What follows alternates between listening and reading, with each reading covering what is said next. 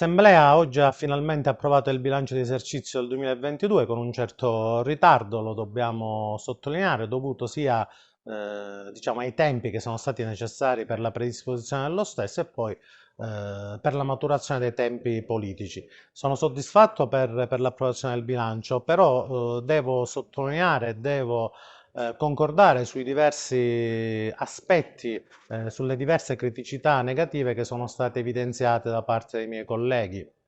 che con responsabilità hanno approvato il bilancio, però hanno evidenziato tutta una serie di cose che devono essere risolte, a partire dal versamento della quota sociale del Comune di Licata che ancora non si è adoperato in tal senso, a partire dalla necessità di fare in modo che i comuni che non hanno ancora votato in Consiglio Comunale il prestito erogato, la cosiddetta anticipazione straordinaria messa a disposizione dalla Regione Siciliana, devono assolutamente concludere questo processo sia politico che amministrativo e soprattutto ci sono diversi comuni che sono in ritardo con i pagamenti che devono naturalmente fare qualcosa di più affinché AICA possa continuare ad esistere, ad operare in maniera efficiente sul mercato. Abbiamo chiesto anche al Consiglio di amministrazione un intervento importante per quanto concerne le manutenzioni ordinarie e straordinarie. Purtroppo le procedure di scelta dei contraenti che sono state utilizzate negli ultimi mesi sono rivelate inefficaci e stanno creando tutta una serie di problemi. Questo cosa significa? Significa va bene, abbiamo approvato il bilancio di esercizio, ma adesso si ricomincia veramente da capo e bisogna risolvere i problemi nel più breve tempo. Poi se ci sono dei sindaci, se ci sono dei soci,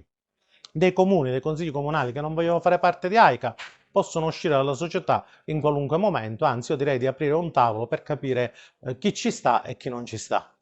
Pur essendo un bilancio che fondamentalmente si riferisce al 2022, quindi non fa parte della gestione attuale sia del Consiglio di amministrazione che della direzione generale, intanto è un patto importante averlo approvato. A giorni sarà approvato il budget 2023 e subito dopo il 2024 in maniera tale che tendiamo di rimettere un po' su la società con tutte le difficoltà che diuturnamente si vedono. Oggi è una giornata importante non tanto per il pregresso quanto per il futuro di AICA. Abbiamo approvato il documento economico-finanziario del 2022 e quindi finalmente si chiude una pagina, ma il fatto importante è per riaprirne un'altra di pagina, che è quella che vedrà una nuova stagione di condivisione delle problematiche che oggi sono sul terreno e che non possono essere risolte se non c'è la condivisione di tutti gli organi di AICA per approdare a una nuova stagione nella quale l'azienda possa assolutamente raggiungere gli obiettivi per la quale è stata creata. Acqua Pubblica è un patrimonio che oggi noi abbiamo e dobbiamo difenderla strenuamente. E questa è la prima pietra che oggi abbiamo mosso con l'approvazione di questo bilancio, è sintomatica